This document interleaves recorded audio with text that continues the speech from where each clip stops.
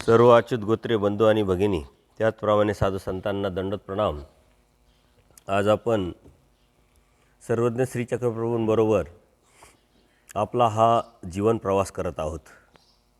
सर्वज्ञ श्री चक्रप्रभू एकांकी परिभ्रमण करत असताना लोकोक्तीमध्ये आल्यानंतर सर्व सद्भक्तांना प्रसंगानुरूप या एकांकीच्या लीळा सांगताय आणि त्या लीळा सांगून काय समज, काय ज्ञान आणि ह्या का केल्या लीळा ही आपल्याला अधोरेखित करताय. सर्वज्ञ आता मेहकरला आहे आणि ह्या मेहकरपासूनच खऱ्या अर्थाने परमेश्वराचं हे जे कार्य आहे किंवा जो उद्देश आहे त्याला सुरुवात झालेली आहे. कारण पुढे जाऊन ह्याच मेहकरवरून देव पैठणला येणार आहे आणि पैठणवरूनच पुढे देव लोकोक्तीत येऊन त्यांच्याबरोबर मग बाईसा आहे, बाकीचे सर्व सद्भक्त एक एक एक एक करत जुळणार आणि त्यानंतर मात्र परमेश्वर निरोपणाला सुरुवात करणार. अर्थात चालता बोलता देव तो दुर्लभ, म्हणजे आचार करणारा आहे, आचार करून दाखवणारा आहे, तत्त्वज्ञान सांगणारा आहे, प्रसंगानुरूप आपल्या जीवनाचं मर्म, महत्त्व, किंमत सांगणारा परमेश्वर दुर्लभ आहे. आणि तो दुर्लभ परमेश्वर आपल्याला पैठणपासून भेटतो, पण त्याची सुरुवात मेहकरपासून होती. मेहकरला देवानी बोनेबायांबरोबर आल्यानंतर 6 महिने मुक्काम केलेला आहे आणि या 6 महिन्यामध्ये देव बाईसांचं चिंतन करतात. त्यांचे जे प्रेमाचे जे अडथळे आहे ते चिंतन करून दूर करतात. त्याच वेळेस एकदा गोकुळाष्टमी असते. देव सकाळी उठल्यानंतर विहरणाला जातात आणि आल्यानंतर ह्या बोनेबाया सर्व गडबड करताना दिसले. माती आणली, चिखल आणला, साफसफाई चालू आहे. देव बोनेबायांना म्हणतात, बाई तुम्ही आज काय गडबड करताय, ही माती कशासाठी आणली? तर त्यानंतर बा देव मौन्य देव हो, तुम्हाला आज माहीत नाही का, आज तर गोकुळाष्टमी आहे. म्हणे गोकुळाष्टमी आहे तर गोकुळाष्टमी आणि ही मातीची काही संपर्क किंवा काय संबंध आहे? तर म्हणले आम्ही या मातीचा आता गोकुळ करू, श्रीकृष्ण करू, यशोदा करू, देवकी करू, या साऱ्या त्यांनी गोष्टी सांगितल्या. आणि मग देव त्यांना समजावतात, सांगतात की अहो गोकुळाष्टमी तुम्ही करताय, देव जो आहे तो काय मातीचा होता का? श्रीकृष्ण मातीचे होते, देवकी मातीची होती, नंद यशोदा मातीचे होते का?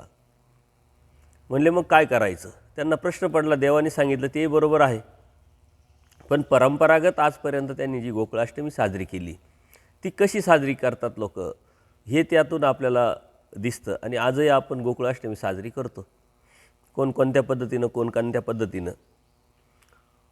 इथं मात्र देवाने स्पष्ट सांगितलं की मी होतो श्रीकृष्ण आणि तुम्ही व्हा देवकी आणि गोकुळाष्टमी साजरी करू आपण. म्हणजे परमेश्वराने तिथं मी श्रीकृष्ण आहे हे स्पष्ट सांगितलं आहे. परंतु जोपर्यंत परमेश्वर जाणीव करून देत नाही, बोध देत नाही, तोपर्यंत कोणत्याही जीवाला परमेश्वराची ओळख, परमेश्वराची जाणीव होत नाही. बोनेबायांना देवाने तर सांगितलं मी श्रीकृष्ण होतो आणि श्रीकृष्ण तुम्ही देवकी व्हा. तशा पद्धतीनं देव विहरणाला जातात, लवकर येतात आणि सायंकाळची वेळ झाल्यानंतर यांनी सर्व माती वगैरे फेकून दिलेली असते, टाकून दिलेली असते. बरेचसे पदार्थ तळलेले असतात, बनवलेले असतात, त्याचा फुलोरा केलेला असतो आणि देव आल्यानंतर त्यांना ती मदत पण करतात. ते करताना, सजावताना, दोऱ्यातून ते विणताना, त्या पुऱ्या असतील, काही जे बी असेल ते लाडू, करंज्या वगैरे सर्व ते बनवतात. आणि त्यानंतर जेव्हा वेळ होते गोकुळाष्टमीची, त्यावेळेस खरोखर स्वामी श्री चक्रधर हे श्रीकृष्ण महाराजांच्या बालरूपात येतात. त्या बोनेबाया देवकी होतात. बोनेबायांनी देवाला आपल्या मांडीवर घेतलेलं आहे. दुसऱ्या बोनेबायांनी त्यांची पूजा केलेली आहे. पूजा वगैरे करून सर्व जे बी आहे लहान बालकाचं किंवा गोकुळाष्टमीचं जे बी सोपस्कर आहे ते त्यांनी केल्यानंतर परत स्वामी श्री चक्रधर मूळ अवस्थेत येतात आणि जे बी आहे त्यांच्या विनंतीला मान देऊन त्यांनी उपहार वगैरे स्वीकारल्यानंतर देवाला आरामाला पाठवतात. सकाळी आल्यानंतर देवाचे मर्दाना मादने केल्या जातं, स्नान घातलं जातं आणि काही बोनेबायांनी उपवास धरलेला असतो. ते म्हणले तुम्ही पण जेवा. नाही नाही आज आमचा उपवास आहे म्हणे. का उपवास आहे म्हणे? गोकुळाष्टमी. म्हणे गोकुळाष्टमीचा उपवास तुम्ही धरता. ज्यावेळेस श्रीकृष्ण महाराजांचा अवतार झाला, जन्म झाला, त्यावेळेस देवकी मातेनी काय उपवास धरला होता का? नंद यशोदेनी काय उपवास धरला होता का? आणि अप्रत्यक्षरित्या देवानी हे ऋतुवैकल्य कर्मकांड याला फाटा देऊन सर्वज्ञ श्री चक्रप्रभूंनी श्रीकृष्ण महाराजांची गोकुळाष्टमी कशी साजरी करावी असं प्रत्यक्ष सांगितलं. श्री चक्रधर स्वामींचं जेव्हा अवतार कार्य सुरू होतं, या अवतार कार्यामध्ये इथून सुरुवात होती की मी श्रीकृष्ण आहे सांगण्याची, दाखवण्याची आणि जाणवण्याची. पण ज्या जीवाला कळेल, ज्या जीवाला समजेल, त्याच जीवाला ते कळेल. आजही गोकुळाष्टमी आपण साजरी करतो. देवपूजेचं सुशोभीकरण करतो. सुशोभीकरण केल्यानंतर पूजा वगैरे करतो. उपवास धरतात काही लोक आणि जेवण करून गोकुळाष्टमी साजरी करून आपण विसरून पण जातो. वास्तविक गोकुळाष्टमी म्हणजे श्रीकृष्ण महाराजांना समजून घेणं, जाणून घेणं. परमेश्वराने अवतार घेतला याचा अर्थ या सृष्टीमध्ये परमेश्वर अवतरती हा आपला सिद्धांत आहे. आणि ज्या दिवशी परमेश्वराने अवतार घेतला तो दिवस सृष्टीचा पहिला दिवस आहे. कारण सृष्टी आरंभाचा जो उद्देश आहे तोच मुळात जीवाला आनंद द्यायचा आहे. आणि म्हणून परमेश्वराने सृष्टी निर्माण केल्यानंतर स्वतः अवतार घेऊन वाडीवाडी फिरून अधिकारी जीवाला निमित्त करून स्वतःची ओळख, तत्त्वज्ञान, आचार, विचार प्रणाली, जीवाला आनंद देण्याचं जे मिशन आहे ते सांगितलेलं असतं. म्हणून त्या दिवशी आपण परमेश्वराने अवतार का घेतला आहे, कशासाठी घेतला आहे, आपल्यासाठी जो अवतार घेतला आहे त्या अवताराने आपल्याला काय सांगितलेलं आहे हे समजून उमजून घेऊन त्यावरती चालणं म्हणजे गोकुळाष्टमी किंवा अवतार कार्य साजरा करणं आहे. आपण त्याला एक विधी म्हणून, एक उत्साह म्हणून नाव दिलं आणि तो उत्साह आपण साजरा करत असतो. परंतु वास्तविक परमेश्वराने काय तत्त्वज्ञान सांगितलं आहे त्या तत्त्वज्ञानात आपण कुठं बसतो, किती बसतो हे समजून घेणं, त्यावरती चालणं म्हणजे अवतार कार्य किंवा अवतारचं जी कार्य आहे किंवा कार्यक्रम आहे तो साजरा करण्यासारखा आहे. मोठ्या प्रमाणात आपण हे कार्यक्रम साजरे करत असतो. पण त्यावेळेस नेमकं परमेश्वराला समजून घेणं, जाणून घेणं आणि ती भक्ती करत असताना परमेश्वराला आपल्याकडून काय अपेक्षा आहे त्या अपेक्षेमध्ये समजून उमजून घेऊन बसणं म्हणजे गोकुळाष्टमी साजरी करणं किंवा चक्रधर अवतार दिन साजरा करणं.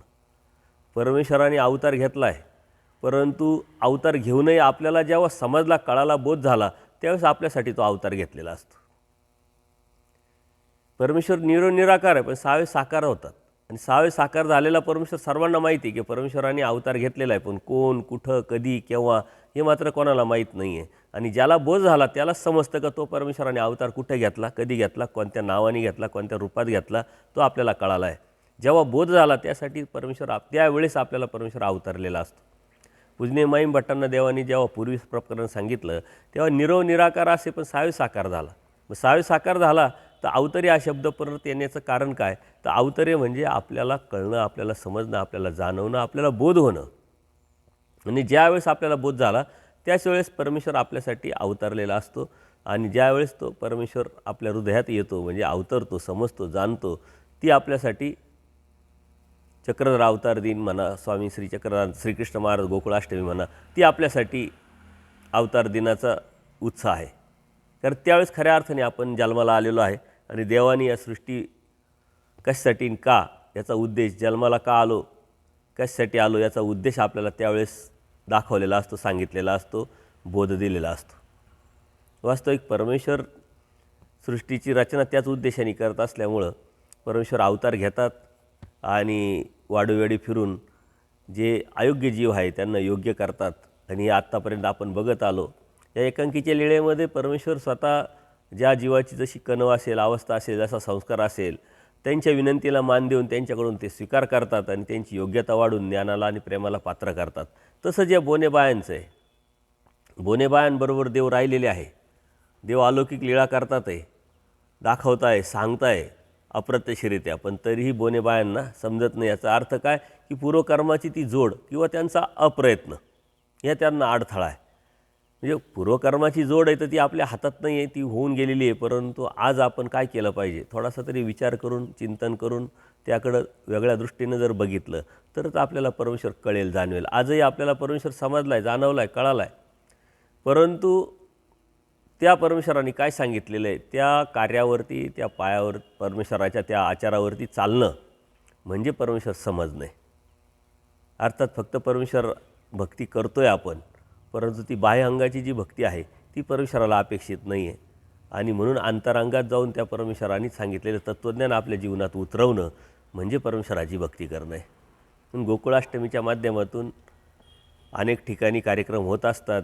त्या कार्यक्रमाच्या वेळेस स्वामी श्रीचक्रधर श्रीकृष्ण महाराज कसे किंवा श्रीकृष्ण महाराज हे श्रीचक्रधर कसे याचं चिंतन वगैरे करून आपण कलियुगातल्या परमेश्वराचं मनन, चिंतन, ध्यान, धारणा करणं आणि त्याची आचारप्रणाली आपल्या जीवनात उतरवणं म्हणजेच गोकुळाष्टमी साजरी करण्यासारखी आहे. त्यांनी गोकुळाष्टमी साजरी केलेली आहे, उपवास सोडवायला लावलेला आहे आणि सर्व सद्भक्तांना घेऊन देवाने स्वतः तिथं त्यांची आरोग्यानं स्वीकार केलेली आहे. जेवण झालं आणि त्याही देवाच्याच पंक्तीत सर्व बोने बाया जेवलेल्या आहे. पुढं देव आता त्याच गावामध्ये विहरणाला जात असताना एके दिवशी मार्तंड विहिरीकडे देव फिरायला जातात आणि तिथं एका चौथऱ्यावरती बसतात. एकटेच असतात, बसतात. ज्या जीवाला आता काय द्यायचं आहे तो जीव कुठे येणार हे देवाला माहिती आहे आणि तिथं जाऊन देव बसतात. प्रत्यक्षात परमेश्वराने आपल्यासाठी यावं, परंतु आपली जाणीव आपल्याला माहीत नसल्यामुळे आपल्याला माहीतच नाही आहे. देव तिथं जाऊन बसताय चौथऱ्यात. दररोज जाऊन विहरण करून देव यायचे, परंतु आज तिथं बसताय याचा अर्थ कोणाची तरी वाट पाहत आहे. आणि एक बाई तिथंच बाजूला विहिरीमध्ये पाणी भरण्यासाठी येते. आता बाया पूर्वीच्या आपल्या हांड्यांमध्ये पाणी भरायचे. हांडा एक नसायचा, 2-2, 3-3 हांडे असायचे. एक हांडा स्वतःच्या हाताने डोक्यावर ठेवून घ्यायचे आणि मग दुसरा हांडा त्याच हांड्यावर ठेवायचा असलं तर कोणाचा तरी आधार घ्यावा लागायचे. त्यावेळेस मात्र बाई एकटीच आहे आणि तिला आता आधाराची गरज आहे आणि बाजूला परमेश्वर दिसत आहे. तिची अडचण काय आहे का या हांडा आपल्या हांडावर आता कोण ठेवेल. ती परमेश्वराकडे बघतच नाही, कारण ती नजरच नाही तिची ती दृष्टीच नाही आहे. तिची एकच डोक्यात विचार आहे का माझी अडचण आता कोण दूर करेल. आणि मग ती देवालाच विनंती करते का माझ्या हांड्याला हात लावा, माझ्या घागरीला हात लावा. आणि थोडा हात लावा असं म्हटल्यानंतर देवानीही कोणत्याही प्रकारचा विचार न करता तिच्या घागरीला हात लावलेला आहे, तो डोक्यावर ठेवलेला आहे.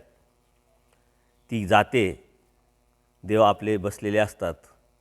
परत ती बाई येते, परत हांडा भरते, परत म्हणते अहो थोडा हात लावा घागरीला. असं एक नाही, दोन नाही, 7 वेळा ती करते. 7ही वेळेस देव तिच्या हांड्याला हात लावतात. कोणत्याही प्रकारचं तिची दृष्टी देवावर जात नाही. देवही तिला काही सांगत नाही ना, स्वतःची ओळख देतात. आणि हे झाल्यानंतर मात्र तिचा जो नवरा असतो तोही हातपाय धुण्यासाठी त्या विहिरीवर येतो. विहिरीवर हातपाय धुतल्यानंतर अचानक देवाकडे त्यांची नजर जाते, दृष्टी जाते आणि ते अत्यंत हरकून जातात. तिसरी मूर्त बघितल्यानंतर देवाजवळ येतात, दंडोत घालतात, विनंती करतात आणि सांगतात की देवा आमच्या घरी चला, आमच्या विनंतीला मान द्या. ती विनंती करतात आणि विनंती करून देवाला घरी जाण्यासाठी चला म्हणतात. त्यावेळी देवसुद्धा त्यांची विनंती स्वीकारतात. त्यांच्या घरी देव जातात आणि मग सर्वज्ञांना बसण्यासाठी त्यांनी आसन केलेलं असतं. आसनावर विराजमान झाल्यानंतर स्वतः दंडोत वगैरे करून पत्नीला आवाज देतात का ये ग म्हणे सर्वज्ञांचा श्रीचरणाला दंडोत कर, लाग. ती आली आणि अचानक सर्वज्ञांना बघितल्यानंतर ती म्हणते मला वाटले दुसरेच कुणी आहे म्हणे, यांच्याकडून तर मी 7 वेळा माझ्या घागरीला हात लावून घेतला. म्हणजे तिला अजूनही ते भान नाही, तिथे अजूनही ती दृष्टी त्या देवाकडे त्या नजरेने जात नाही आहे. दृष्टी पाहिजे. परमेश्वरांनी तर आपल्याला दिलेलं आहे, तत्त्वज्ञान दिलेलं आहे, स्वतःची ओळख करून दिलेली आहे, सर्व काही सांगितलं आहे. पण आपली जर ती दृष्टी नसेल तर त्या नजरेकडे, त्या बाजूनी, त्या दृष्टीनं आपण पाहतच नाही. आपण आपल्या अडचणी ज्या आहेत त्या दूर करण्यासाठी अध्यात्माचा आधार घेतलेला आहे, परमेश्वराचा आधार घेतलेला आहे. मग सांसारिक सुख मिळवण्यासाठी अभिलाषेपोटी ही अडचण आहे, ती अडचण आहे, हा प्रॉब्लेम्स आहे, तो प्रॉब्लेम्स आहे आणि देवाला सांगतो आहे आम्हाला हात लावा, हात लावा. जी बाई 7 वेळा हात लावायला लावते आपणही तेच करतो आहे. आमच्या संसाराला हात लावा, आमच्या अडचणीला हात लावा, आमचा हा प्रॉब्लेम्स आहे त्याला हात लावा, देवही हात लावत आहे. परंतु एखादा असा असतो की तो देवाकडे त्या दृष्टीनं पाहतो आणि मग देव त्याला कळतो, समजतो आणि देवाला विनंती करून तो घरी आणतो. त्यांनी तसंच केलेलं आहे. आणि जेव्हा ती कबूल होते की मी तर असं केलं, तेव्हा तो ओरडतो तिला की तुला काय कळायला पाहिजे म्हणले, देवाला घागरीला हात लावायला लावला म्हणे. आणि मग तिलाही त्यानंतर ते कळतं. यांच्याकडून तर म्हणे मी घागरीला हात लावला असं म्हटल्यानंतर तोही म्हणतो पापीनी सर्वज्ञाकडून पाण्याच्या घागरीला हात लावून घेतला, तुला काही कळायला पाहिजे म्हटले, घाल दंडोत म्हटले, माफी माग. आणि मग तिलाही तिची चुकी कळते आणि ती दंडोत घालून माफी मागते. आणि मग म्हणे मला कळालं नाही, मला समजलं नाही. देवसुद्धा त्यावरती बोलतात की हे कोण असे न कळता पहिल्या वेळेस पाहते त्यावेळी त्या व्यक्तीनं महत्त्व वाटत नाही म्हणले. म्हणजे थोडक्यात काय की पहिल्याच नजरेत आपल्याला ओळखता आलं पाहिजे. पहिली दृष्टी आपली त्या पद्धतीची पाहिजे. आपली दृष्टी ही उघडी असली पाहिजे.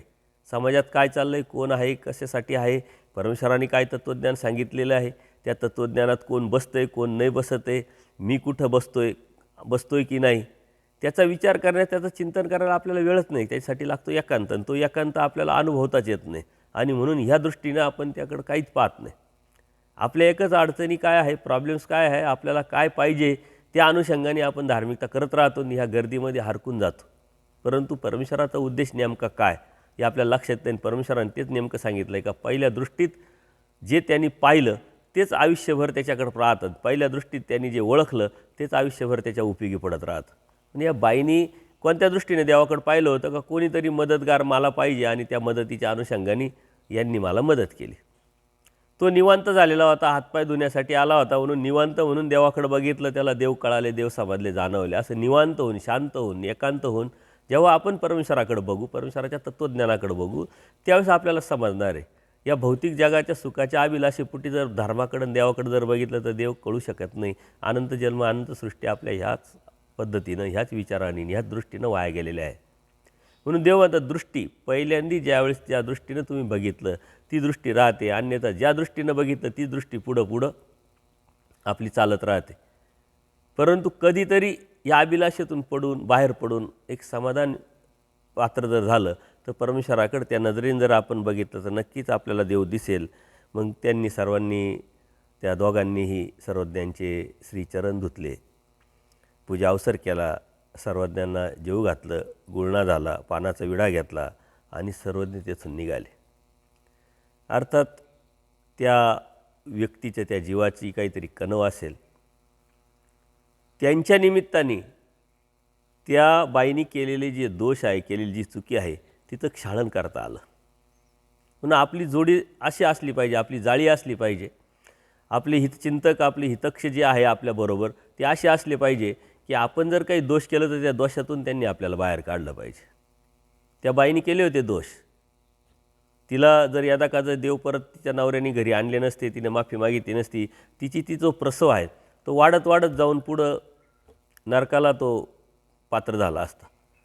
परंतु तिची जोड अशी होती का त्या जोडीनं देवाला घरी आणलं आणि प्रायचित्त करून तिला जे बी आहे देवाला श्रीचरणाला दंडोत करून माफी मागायला लावणं, पूजा अवसर करणं, जेवू घालणं, त्यामुळं ती ज्ञानाची, प्रेमाची पात्र झाली. आणि म्हणून परमेश्वराने सांगितलं ज्ञाता विरक्ताचा संग करा. कोणाच्याबरोबर राहायचं, कोणाबरोबर प्रवास करायचा, कोणाचं ऐकायचं, हे जोपर्यंत आपल्याला समजत नाही तोपर्यंत आपल्याला परमेश्वर पण समजू शकत नाही. इथं आपण एकामेकाला समजून घेतलं पाहिजे आणि त्या समजण्यातून आपण त्याच्याबरोबर जर राहिलं तरच परमेश्वरापर्यंत आपण जाऊ शकतो. आणि म्हणून देवाने प्रत्येक गोष्ट आपल्याला सांगितली ती आपण समजून उमजून घेऊन त्या पुढं चाललं पाहिजे. आणि ही नजर, ही दृष्टी कोणाची कशी असते, कोणाची कशी असते, आणि देवसुद्धा त्यावरती स्पष्टीकरण करतात. पुढं देव असेच त्याच गावामध्ये एका बाजारात जात असतात आणि सहजच फिरायला जात असताना पूर्व पश्चिम बाजार गल्लीच्या दक्षिणेकडे काही वेश्यांची म्हणजे सामान्य स्त्रियांची घरे असतात. आणि सर्वज्ञांना पाहिले एका स्त्रीनं श्रीचरणा लागली. तिला देवामध्ये आपली माय बाप दिसले, देव राऊळ दिसले आणि जी आपण आमच्या घरी यावी जी असं म्हणून ती विनंती करते. सामान्य स्त्री आहे पण संस्कार आहे. पूर्वकर्माची जोड आहे, तिनं देवाला ओळखलेलं आहे. अर्थात त्या नजरेने तिची नजर बदललेली आहे. नाही तर तिथं येणारा प्रत्येक पुरुषाकडे ते वेगळ्या नजरेने पाहणार, परंतु देवाकडं मात्र देव म्हणून पाहिलं आहे त्यांनी. राऊळ बाप म्हणून देवाला विनंती करून ती आपल्या घरी घेऊन जाते, आसन करते. आसन केल्यानंतर श्रीचरण पाणी टाकून देवाची ती पूजा वगैरे करते आणि पलंगावर बसल्यानंतर सर्वज्ञांना ती सुपारी देते, पानाचा विडा देते. तेवढ्यात दुसरी एक सामान्य स्त्री तिच्या घरी येते आणि ती देवाकडं बघते. देवाकडं बघितल्यानंतर ती वेधल्या जाते, परंतु विकारवश वेधल्या जाते आणि ती त्यांना म्हणते की माझ्याकडे खूप अपार द्रव्य आहे, परंतु त्या अपार द्रव्याचा उपभोग घेणारा कोणी नाही म्हटले, ते वाया जात आहे म्हटले. आणि असं बघितल्यानंतर सर्वज्ञांनी तिच्याकडे बघितलं, परंतु जी पहिली होती जिनं आणलं होतं तिच्याकडे बघतात आणि ती तिला ओरडते की हट गं म्हणे बाजूला, असं काय बोलते म्हणे, देव तर सर्वज्ञ देव हे आपले माय आहे, आपले बाप आहे, सर्वज्ञ आईबाप आहे आणि तू असं काय बोलते. परत ती देवाकडं बघायला लागते आणि परत ती म्हणते माझ्याजवळ अपार द्रव्य आहे, भरपूर पैसे आहे, परंतु ती वाया जात आहे, त्याचा उपभोग घेणारा कोणी नाही. आणि असं म्हटल्यानंतर परत ती जी बाई आहे पहिली, ती परत तिला हटकते, ओरडते, बोलते की बाजूला हो म्हणे पापिनी, तुला काही कळतं का, देव माझे मायबाप, आपले मायबाप आहे म्हटले, आईबाप आहे. असं 2-3 वेळा झाल्यानंतर तिची नजर काही बदलत नाही, परंतु देव तिला सांगतात की बाई तुम्ही जे म्हणत आहात ते बरोबर आहे. म्हणजे जिनं विनंती करून आणलं तिला ते सांगतात आणि सर्वांनाच सांगतात की ही जी म्हणते देव आईबाप आहे या जीवाचे, मायबाप आहे या जीवाचे, ते आम्ही आहोत, ही जे म्हणते ते मात्र चुकीचं आहे, ते अयोग्य आहे. यातून आपल्याला देवाने काय समज दिलेला आहे, देव आपले हितक्ष आहे, देव आपले मायबाप आहे. कारण जसे आईवडील आपल्या मुलाचं हित पाहतात आणि या हितातून याचं भलं व्हावं असा विचार करतात, तसं सांसारिक दृष्टिकोनातून जर आपण धर्माकडं आणि परमेश्वराकडं बघितलं तर मात्र देव म्हणतात ही अयोग्य आहे. म्हणजे दृष्टपर भक्ती ही अयोग्य आहे, परमेश्वर प्राप्तीची जी भक्ती आहे ही योग्य आहे. कोणत्या दृष्टीनं आपण बघितलं पाहिजे देवाकडं, कोणत्या नजरेनं आपण देवाकडं बघितलं पाहिजे आणि कोणत्या भावाने कोणत्या हेतूने आपण धार्मिकता केली पाहिजे, या 2 नजरा आहे, एक दृष्टपर आणि एक अदृष्टपर. ती दृष्टपर विचार करते की मला हे जर भेटले तर माझ्या जे द्रव्य आहे त्याला उपयोग पडेल, मला उपभोग घेता येईल. आणि ही म्हणते माझी मायबाप आहे, म्हणजे ती त्या देवाकडे हितक्ष म्हणून पाहते का ह्या साऱ्या नरकातून, या दुःखातून मला काढणारा हा आहे. ही नजर अत्यंत महत्त्वाची आहे. या चरित्रामध्ये असे अनेक सद्भक्त भेटतात की जे देवाकडे बघितल्यानंतर कोणत्या नजरेने कोणत्या दृष्टीने पाहतात. पुढं लीळा येणार आहे, परंतु आपणही आत्मचिंतन केलं पाहिजे का आपण आता देवाकडे कोणत्या दृष्टीने पाहतो आहे, धर्माकडे कोणत्या दृष्टीने पाहतो आहे, धर्म काय आहे आणि कशासाठी आहे, हा विचार, हा हेतू घेऊन जर आपण धार्मिकता करत असेल तर नक्कीच परमेश्वराची प्राप्ती आपल्याला होणार आहे. या जन्ममृत्यूच्या फेऱ्यातून आपण निघणार आहे, या नरकातून आपण निघणार आहे.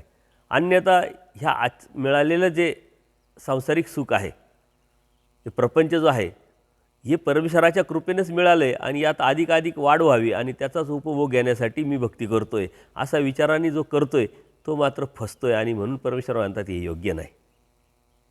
ही दृष्टी परमेश्वर अशा लीळांमधून देतात, समज देतात आणि ती समज आपण समजून घेतली पाहिजे. ही लीळा जेव्हा भक्तजनांना देव सांगतात, सर्वज्ञ म्हणतात एकीचा भाव असा तर एकीचा भाव असा. म्हणजे याचा अर्थ काय, एका जीवाचा भाव असा, एका जीवाचा भाव असा, एका जीवाची दृष्टी अशी, एका जीवाची दृष्टी असते. हा पूर्वजन्माचा संस्कार जरी असला तरी प्रयत्न अप्रयत्न आहे, दोघी बरोबर आहे. एक म्हणते तर दुसऱ्याच्या डोक्यातच जात नाही, कारण तिच्या डोक्यात वेगळ्याच गोष्टी आहे आणि ते डोक्यात न जाण्याचं कारण की ती तिथं वेचलेली आहे, त्याच्याशिवाय तिला काही दिसत नाही. तसंच आपणसुद्धा म्हटले आपण कोणत्या उद्देशाने काय करतो आहे नेमकं हे आपल्याला कळालं पाहिजे. नंतर सर्वज्ञ तेथून निघाले. जसं पाप पुण्याची जी आचरण्याची जी स्वतंत्रता जीवाची असते त्याच्यामध्ये देव काहीच करू शकत नाही. देवाने तिथं वास्तविक तिथं त्यांना निरूपण करायला पाहिजे होतं, सांगायला पाहिजे होतं, स्वतःची ओळख द्यायला पाहिजे होतं, पण नाही. जीवाच्या स्वतंत्रतेला परमेश्वर स्पर्श करत नाही. त्या जीवाची तेवढीच कणव, दर्शनाचं फळ त्यांना जे बी त्यांनी दिलेलं आहे, कोणत्या हेतूनी परमेश्वराची भक्ती केलेली आहे, हेतूपणाने केलेली असेल तर त्या पद्धतीनं ज्ञानाला, प्रेमाला पात्र करणं आणि पुढच्या जीवांकडे जाणं. कारण परमेश्वरांना अनंत जीवाचं उद्धारण करायचं आहे. आणि हे अनंत जीव जिथं जिथं असतील, ज्या ज्या योग्यतेचे, ज्या ज्या पात्र, ज्या ज्या कनेचे, तिथं तिथं देव स्वतः जात आहे, भ्रमण करत आहे महाराष्ट्रामध्ये.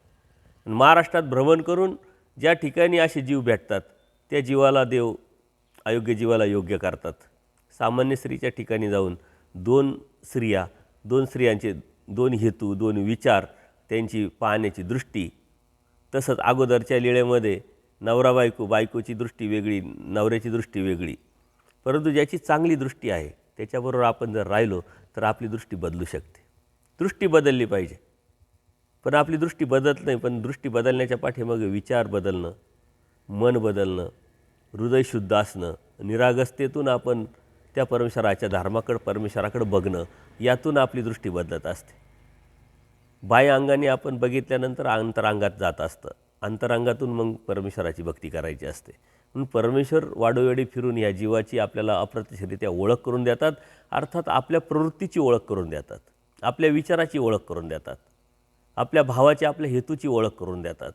आपणही आज धार्मिकता करतो, अप्रत्यक्षरित्या परमेश्वराकडे बघतोय, पण कोणत्या भावनेने, कोणत्या हेतूने बघतोय, कोणत्या उद्देशाने आपण त्यांची धार्मिकता करतोय, कोणत्या ध्येय ठेवून आपण त्यांना अनन्य भावी शरण जातोय. त्यांच्याकडून आपल्याला काही पाहिजे का त्यांच्याकडून आपल्याला तेच पाहिजे, हा भाव जोपर्यंत स्पष्ट होत नाही, हेतू जोपर्यंत स्पष्ट होत नाही, तोपर्यंत आपली आध्यात्मिक प्रगतीसुद्धा होऊ शकत नाही. आणि या आध्यात्मिक प्रगती साधण्यासाठी आपल्याला प्रथम दृष्टी बदलावं लागेल. आणि दृष्टी बदलणं हे आपल्या बोधाचं लक्षण आहे, बोधाचं कार्य आहे. परमेश्वराने आपल्याला बोध तर दिला आहे, जीवदेवता, प्रपंच आणि परमेश्वर सांगून समजून स्वतःची ओळख पण करून दिलेली आहे. धर्म काय आहे, कशासाठी आहे हे पण सांगितलेलं आहे. अनंत जन्मात, अनंत सृष्टीत आपण काय केलं, पूर्वकर्माची आपल्याला मायेच्या तामातून निघाल्यापासून प्रवास पण आपल्याला सांगितला आहे. आणि काय केल्यावर पुढचा प्रवास पण आपल्याला परमेश्वराने सांगून टाकलेला आहे, स्पष्ट आणि पारदर्शक.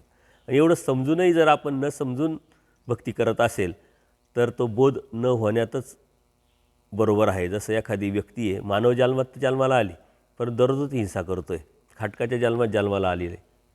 मानव जन्म का भेटला याचा विचार न करता दररोज हिंसा करतोय. तो जाणार कुठे? नरकातच जाणार आहे. म्हणजे त्या जन्मात येऊन उपयोग नाही. परंतु पूर्वकर्मात कळत नकळत केलेल्या कर्मामुळं देवाने उतराई केली, त्याला मानव जन्म दिलेला आहे.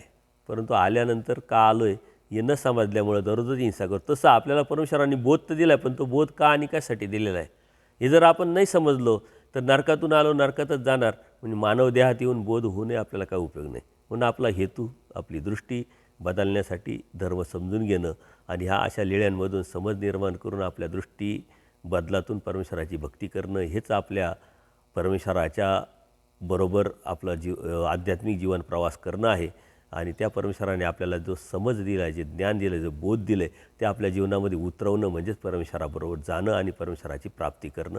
सर्वज्ञ श्री चक्रधर स्वामी की दंडवत हो.